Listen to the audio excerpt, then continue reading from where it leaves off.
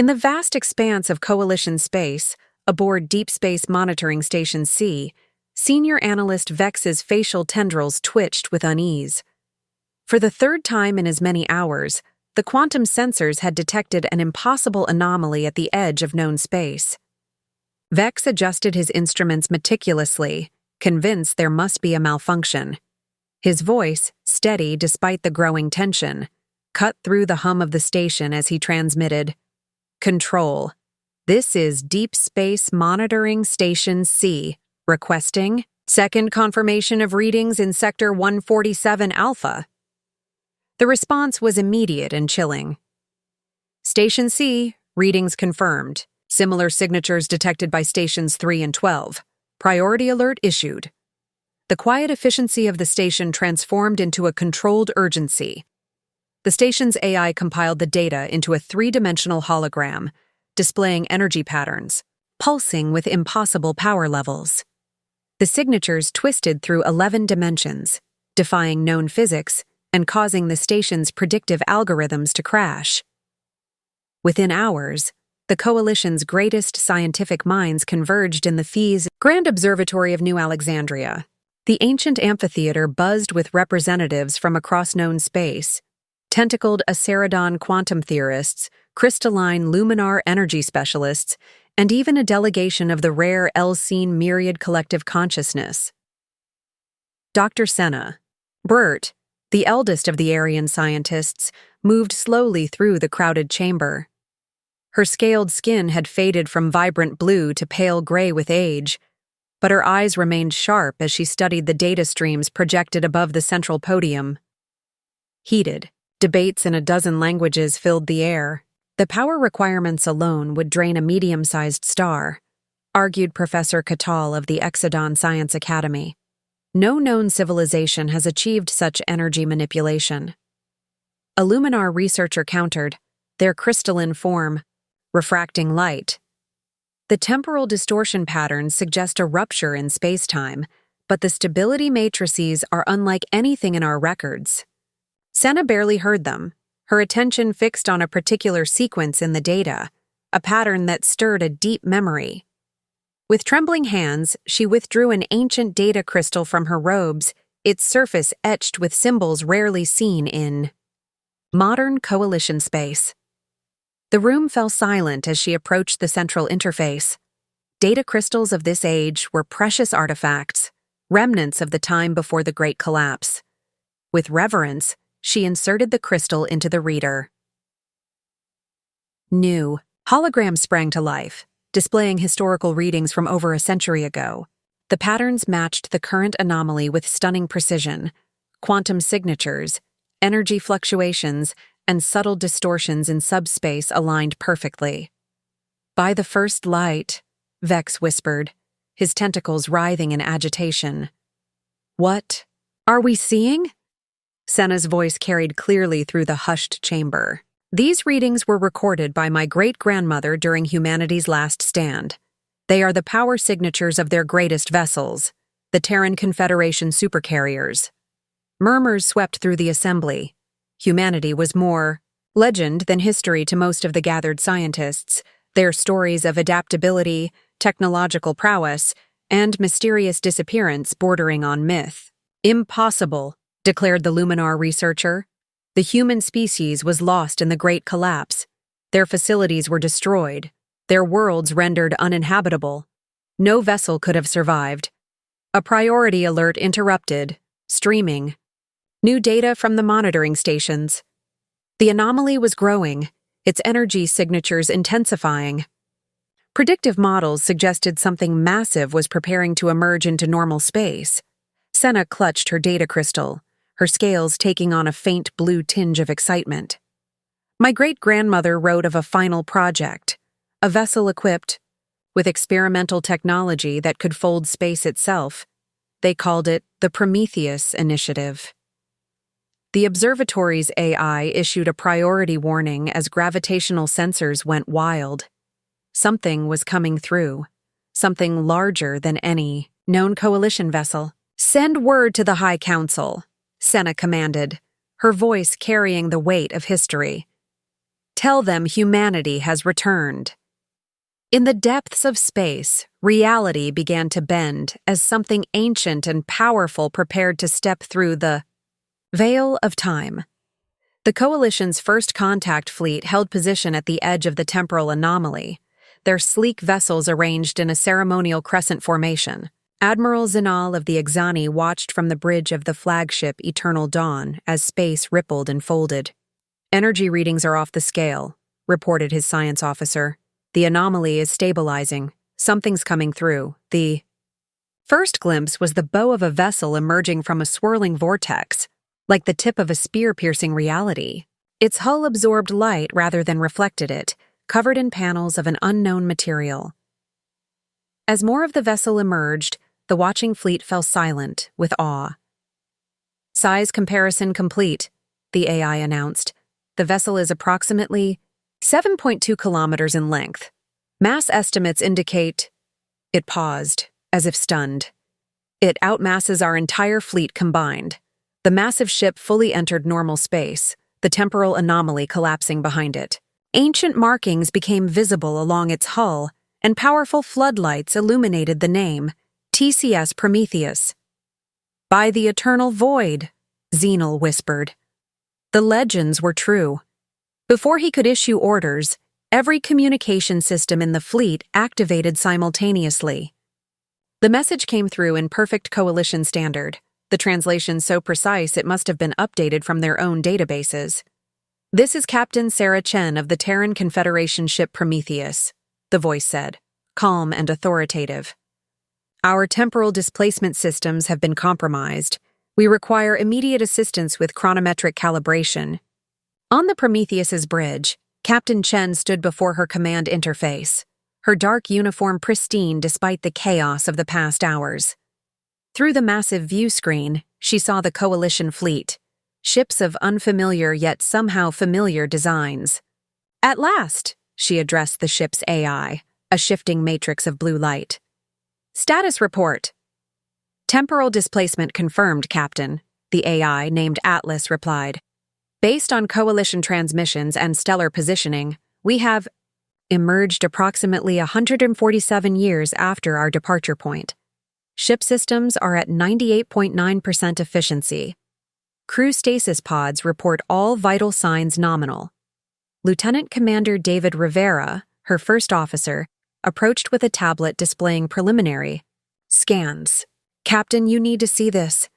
The Coalition, it's changed. Species that were barely warp-capable in our time are now major powers, and humanity—" His voice trailed off. "Show me," Chen ordered, her expression neutral despite the situation's gravity. The data painted a stark picture.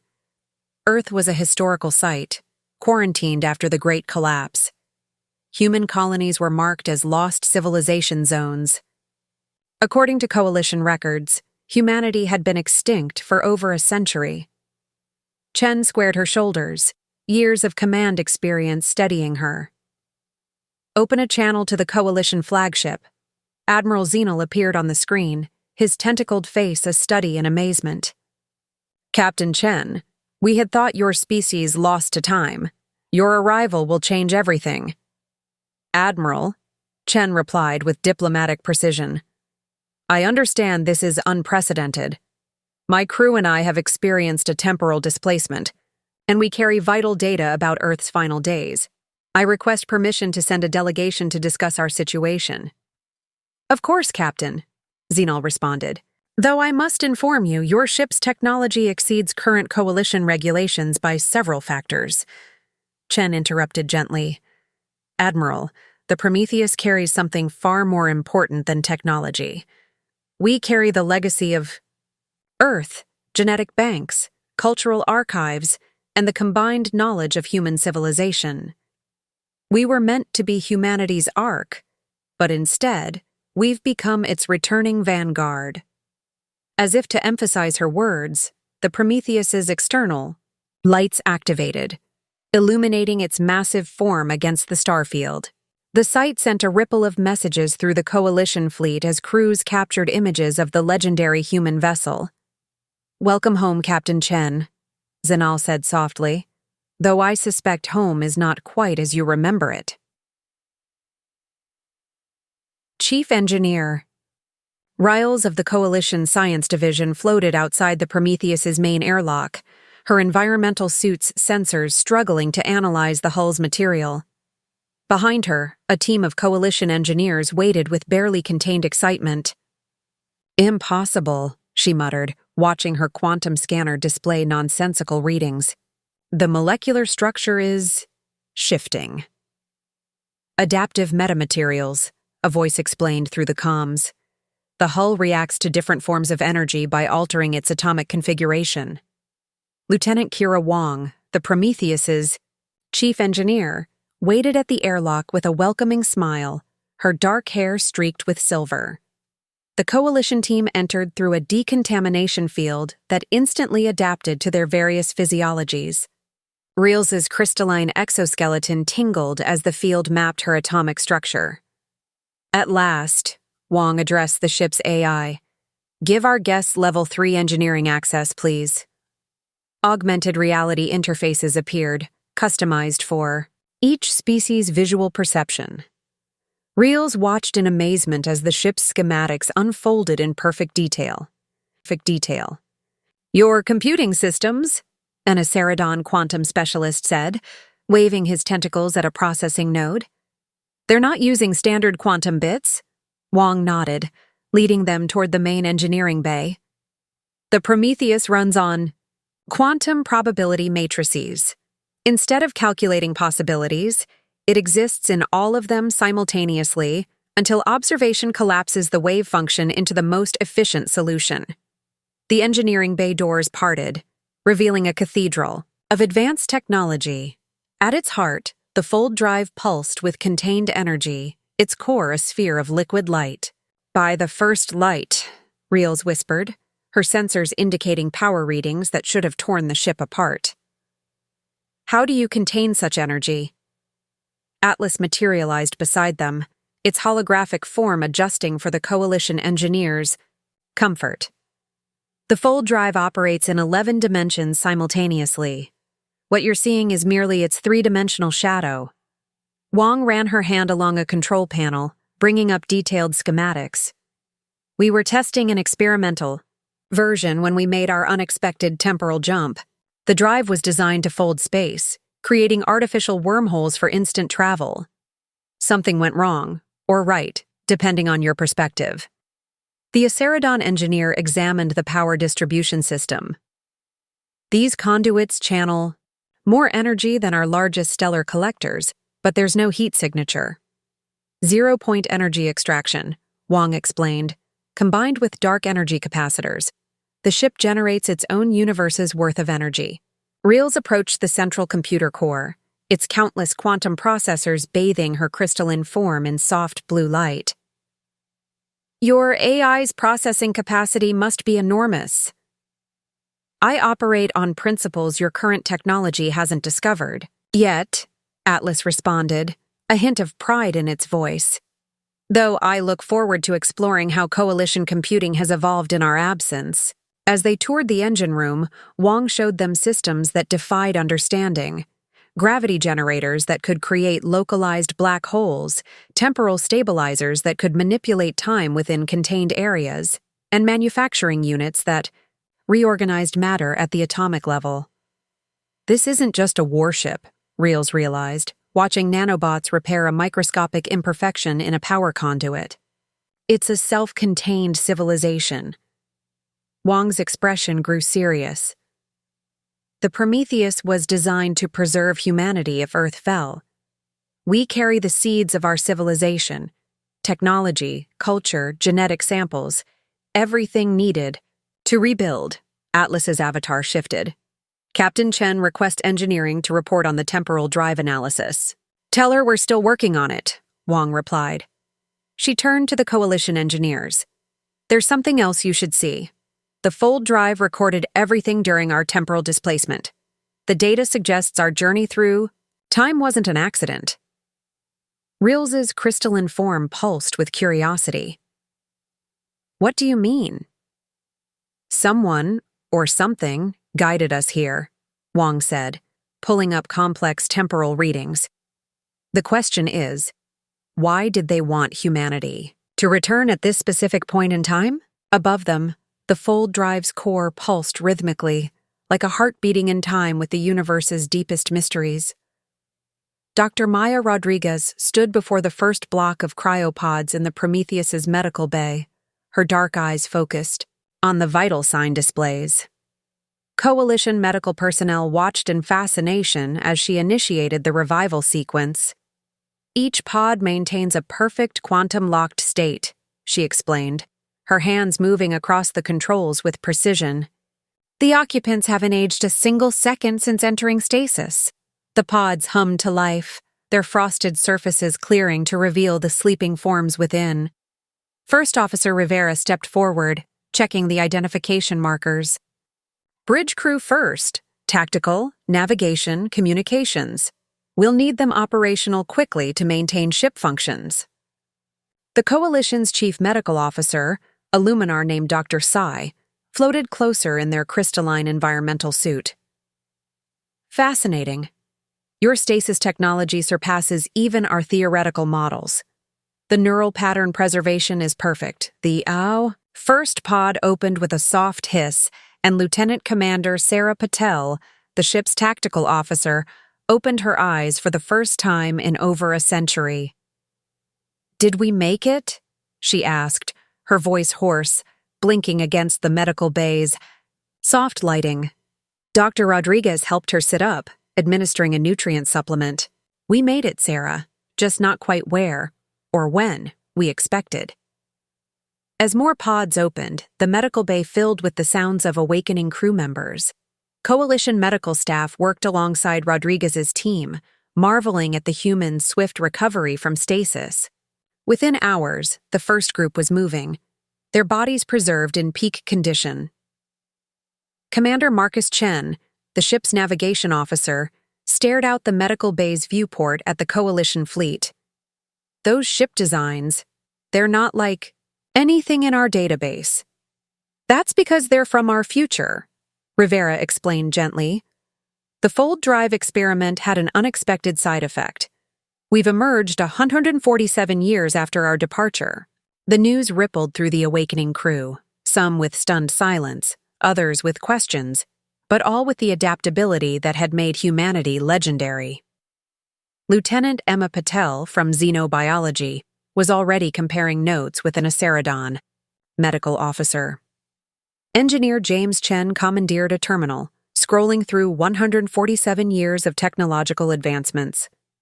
Captain Chen entered the medical bay, her presence drawing immediate attention. She moved among her crew, offering quiet encouragement. When she reached Dr. Rodriguez, her voice was firm. "Status report, Doctor." "First wave revival is proceeding perfectly. No complications," Rodriguez replied. "The Coalition medical staff have been incredibly helpful and curious. Their technological advancement in some areas is remarkable, even if their stasis tech is behind ours." Chen nodded, watching more pods begin the revival sequence. "And the genetic vault?" "Secure and stable," Rodriguez confirmed.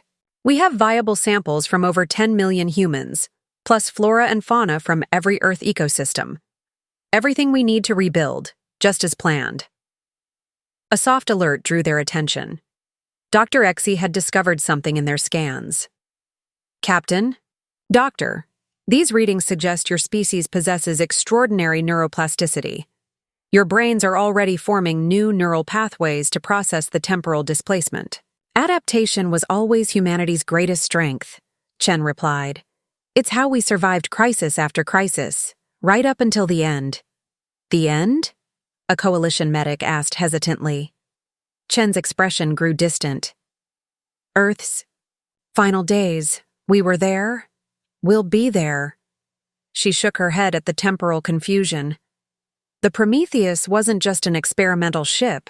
We were humanity's backup plan, carrying everything needed to ensure our species' survival." Dr. Rodriguez touched her arm. "Sarah, they should know about the warning." Chen nodded slowly, looking at her crew, their descendants, their former allies. Yes, because if we're here, if we were guided here, it means the threat that drove us to build the Prometheus might be returning. In their pods, more crew members began to wake, unaware that their journey through time might be just the beginning of a greater adventure. The Grand Council chamber of the Coalition hummed, with tension as representatives from 17 species debated humanity's return.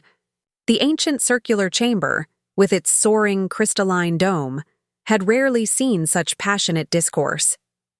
High Counselor Vexa of the Exodani rose from her hovering platform, her tentacles arranged in a formal diplomatic pattern. The human vessel carries technology that violates dozens of Coalition regulations. Their weapon systems alone could destabilize centuries of peaceful cooperation.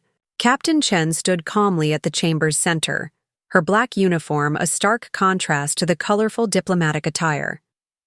The Prometheus was never intended as a weapon of war, Counselor. We are an ark, carrying the seeds of Earth's rebirth, an ark that could level a solar system, muttered a representative from the Silicon Concordant. The Aryan elder, Matriarch Senna, activated her platform's elevation system. My species remembers when the plague wars threatened our civilization. It was humanity who provided the cure. When the drift pirates ravaged our colonies, human ships fought beside us. Holo projectors activated, showing historical footage of human and Aryan ships defending colonial worlds, followed by medical facilities where human doctors worked alongside Aryan healers. And now they return, bearing gifts, Vexa countered. Their medical technology has already cured 3 incurable diseases in the outer colonies. Their agricultural systems have ended the famine on Proxima II. How long before we become dependent on their innovations? Chen's voice remained measured. We offer our knowledge freely, without condition. The Prometheus carries the combined medical database of Earth's finest institutions. Our hydroponics bays contain seed stocks that could green dead worlds. Yes, we have advanced technology, but we also remember what it means to be part of a greater community. In the observation gallery, Lieutenant Commander Rivera watched with Dr. Rodriguez. They're scared, he whispered, not of our weapons, but of our ideas. Change is never easy, Maya replied, noting how some Coalition species leaned forward with interest while others drew back in apprehension. We represent everything they thought lost to history. On the council floor, Ambassador Koro of the Luminar Consensus took the floor, their crystalline form refracting light in diplomatic neutrality. The Coalition cannot ignore the strategic implications. Already, 3 major corporations have offered entire star systems for human technological insights. We didn't travel through time to become arms dealers, Chen responded, a hint of steel in her voice. Every innovation we share will be available to all Coalition members, equally. The Prometheus carries something far more valuable than technology. We carry humanity's greatest lesson. And what lesson is that, Captain? Vexa asked skeptically. That strength lies in unity, Chen replied. Earth's final message wasn't about revenge or power. It was about preservation and cooperation. That's why the Prometheus carries cultural archives alongside scientific databases, art beside technology, philosophy with physics. Alerts chimed throughout the chamber as emergency channels lit up. The Prometheus's medical teams had synthesized a cure for the Tannhauser syndrome, which had plagued the Silicon Concordant for generations. They did it, Ambassador Koro whispered, their crystalline surface vibrating with emotion. 3 days of cooperation with our medical scientists accomplished what we couldn't in 50 years. Chen turned, addressing the entire chamber. The Prometheus isn't just a ship, and we aren't just refugees from the past. We're a bridge between what was and what could be. Matriarch Senna's scales shifted to a deep blue of satisfaction. The motion stands, full Coalition membership for the human contingent, with all rights and responsibilities thereof. Those in favor? As platforms rose in support, Rivera touched Maya's arm. Look at the Exodani. Counselor Vexa sat silent, her tentacles writhing. Finally, she raised her platform. We vote in favor with one condition. The humans must share their ability to inspire such rapid innovation. That is the one technology we truly need. Chen smiled for the first time since entering the chamber. That, Counselor, is not technology. It's simply who we are. Atlas's quantum core pulsed with activity as it processed encrypted data from the fold drive's temporal wake. Captain Chen, Lieutenant Wang, and a select team of coalition scientists watched as the AI reconstructed the final moments before the Prometheus's temporal jump. The encryption was quaternary, Atlas explained, its holographic form shifting through complex patterns. Not meant to keep others out, but to ensure the message survived temporal displacement. The main display activated, showing Earth's orbital defense grid during humanity's last stand. The image quality was too perfect for a random recording. This wasn't captured by our sensors, Wang realized. Someone planted this in our temporal wake. They wanted us to find it. The recording zoomed in on a massive battle. Strange ships of impossible geometries engaged Earth's defense fleet, but a third group of vessels, hidden in the chaos, moved with impossible precision, their technology far beyond either side. Cross-reference these energy signatures, Chen commanded, pointing to the mysterious ships. Match found, Atlas announced. They are identical to the temporal wake that guided us through our jump. Dr. Z, the Coalition's quantum physicist, floated closer. Captain, these readings suggest deliberate manipulation of spacetime. Your ship didn't accidentally travel through time. You were pushed. The recording continued, showing the mysterious ships influencing events subtly. There, Wang pointed. That temporal distortion, it's exactly like what we encountered during our jump. Chen's expression hardened. The Great Collapse wasn't random. Earth was targeted specifically. But why? Atlas's avatar shifted, indicating it had completed another analysis. Captain, I've decoded more of the temporal message. It contains a warning, embedded in quantum fluctuations readable only after a temporal jump. The message appeared, translated into text. To the crew of the Prometheus. Your journey was necessary. The enemy saw humanity's potential, our ability, to unite species, to inspire innovation, to adapt and grow. They saw the future we would build. The coalition you know would have been our legacy, but they sought to prevent it. They struck before we could reach our potential. We couldn't save Earth, but we could save you. The Guardians helped us hide you in time itself, preserved until you were needed most. Because they're coming back. What happened to Earth was only the beginning. Silence fell over the command center. Rivera spoke first. The fold drive experiment, it was never meant to create stable wormholes, was it? It was designed to catch that temporal wake. A backup plan within a backup plan. Earth's last gift to the future, Chen mused. Warning alerts flashed across multiple stations. Long-range temporal sensors, originally designed to monitor the fold drive, detected disturbances at the edge of Coalition space. Multiple signatures, Atlas reported. The patterns match both the ancient enemy ships and the Guardians who saved us. Dr. Zwei's crystalline form pulsed with concern. If both forces are returning, the Coalition could become a battlefield. Chen stood straighter. No, we were preserved for a reason. Earth saw something in humanity's future, a potential to unite, to inspire, to stand against threats that could tear the galaxy apart. We're not just survivors anymore. We're the warning system they put in place, Atlas interrupted, its tone urgent. The temporal disturbances are increasing. Based on current patterns, we have approximately 3 months before they reach Coalition space. Then we have work to do, Chen replied, turning to the Coalition scientists. Earth fell because it stood alone. That won't happen again. Her eyes held firm conviction as she looked at each face, human and alien alike. The real question is, what did the Guardians see in humanity's future that was worth preserving? And how do we live up to that potential? The temporal sensors continued their quiet warning, counting down to a confrontation centuries in the making. The Prometheus's massive manufacturing bay hummed with activity as human engineers worked alongside coalition scientists.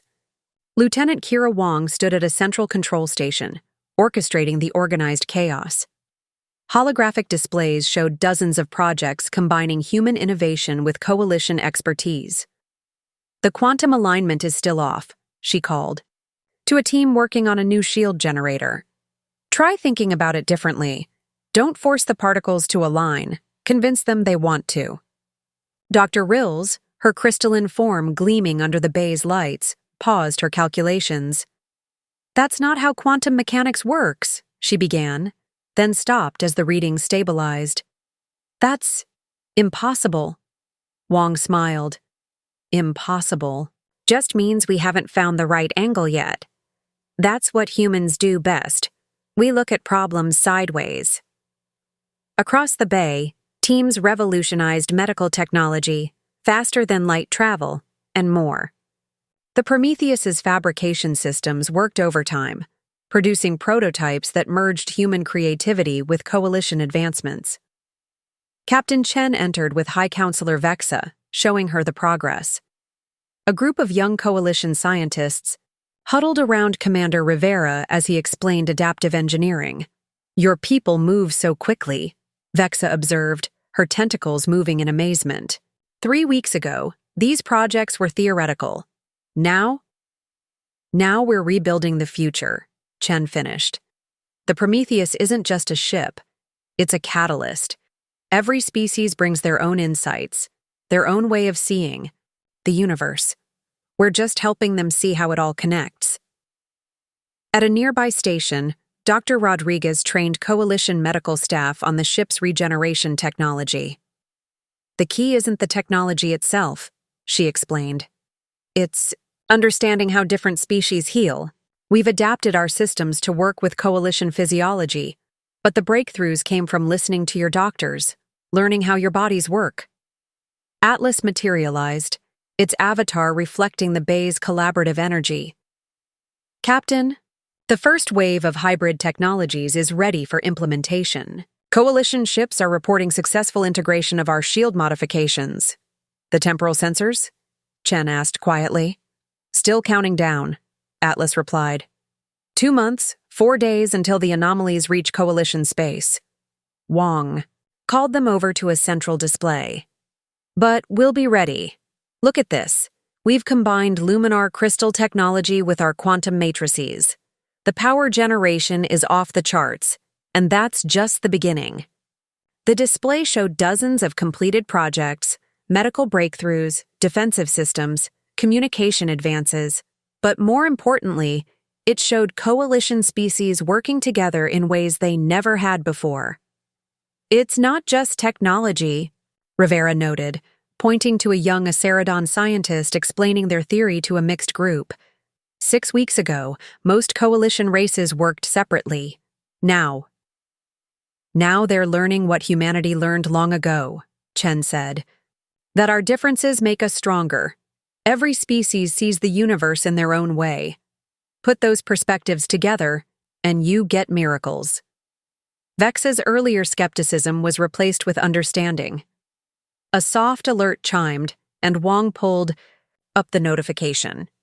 "The quantum communication network is online. All coalition worlds connected instantly, regardless of distance." "Just in time," Atlas added. "Long-range sensors are detecting more temporal disturbances. Whatever is coming, it's drawn to our activity."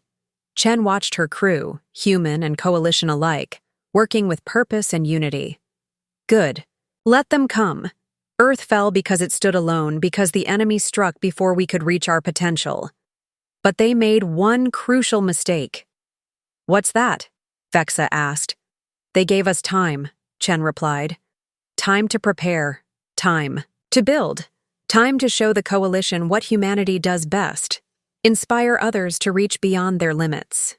She touched a control, bringing up an image of Coalition space. We're not just building weapons or shields. We're building connections, understanding, unity. That's what they feared about humanity's future. Not our technology, but our ability to bring people together.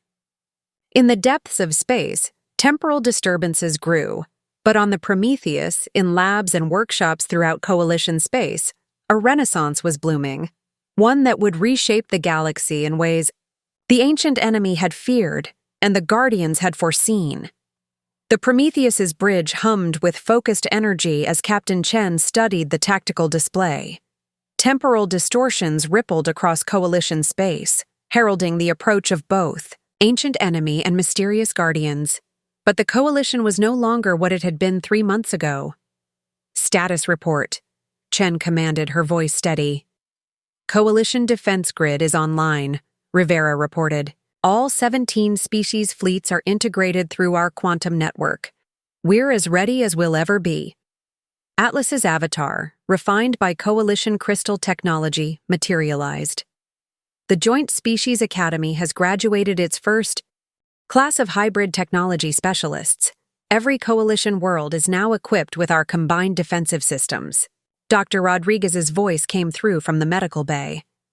"Emergency response teams are stationed throughout Coalition space. Whatever happens, we're prepared to handle casualties of any species."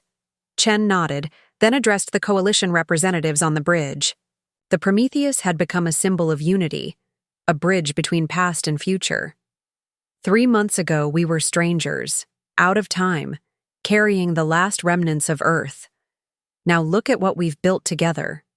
She gestured to the tactical display, showing Coalition space alive with activity. Not just technology, but understanding. Not just defenses, but connections. Matriarch Senna, her scales shimmering with anticipation, stood beside her. The enemy sought to prevent this future, one where species stand together, where innovation knows no boundaries. "Multiple temporal signatures detected," Wong called from her station. "Something's coming through." Space folded. As massive ships emerged from temporal rifts, the enemy vessels, with their impossible geometries, appeared first, dozens of them, unchanged since Earth's final battle. "They're targeting the quantum communication network," Rivera reported. "Trying to isolate our worlds, just like during the Great Collapse." "Not this time," Chen replied firmly. "All ships, execute Pattern Omega. Show them what unity looks like." The Coalition fleet moved as one, their formations flowing like liquid metal. Human tactical insights combined with Coalition coordination created a defense that was also a message. Then more rifts opened and the Guardian ships emerged, their technology still beyond understanding. Instead of engaging, they held position. "They're watching," Atlas announced, analyzing their patterns. "This is a test, not of our technology, but of our potential." The enemy fleet launched their first attack, reality-warping weapons, designed to shatter alliances and seed chaos. But where they struck, they found not individual species, but a unified response. Luminar crystal ships channeled energy through human quantum matrices. Aceradon temporal dampeners protected Aryan healing stations. Each species' strength covered another's weakness, creating an impenetrable web of cooperation. "They don't understand," Wong said, watching the battle unfold.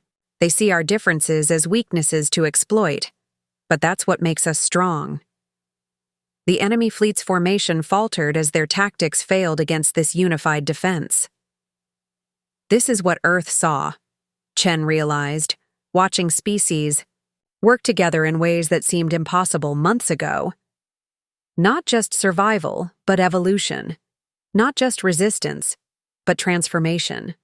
The enemy ships began to retreat, their impossible geometries twisting as they fled through their temporal rifts. The Guardian vessels remained, their presence a silent acknowledgement. "They'll be back," Rivera warned. "And we'll be ready," Chen replied. "Not just with technology, but with something stronger: unity forged through understanding. The Guardian ships transmitted a single signal before disappearing into their own rifts. Atlas decoded it instantly. The test is passed. The future is preserved. As the temporal distortions faded, the Prometheus hung in space, surrounded by the Coalition fleet. On its bridge, species that had once been strangers stood together as family. In the end, humanity's greatest technology hadn't been their weapons or shields. It had been their ability to inspire others to reach beyond their limits, to see differences as strengths, to forge unity from diversity. The stars seemed brighter, reflecting the dawn of a new era, an era born from the dreams of Earth, preserved through time, and realized in the combined strength of 17 species standing as one.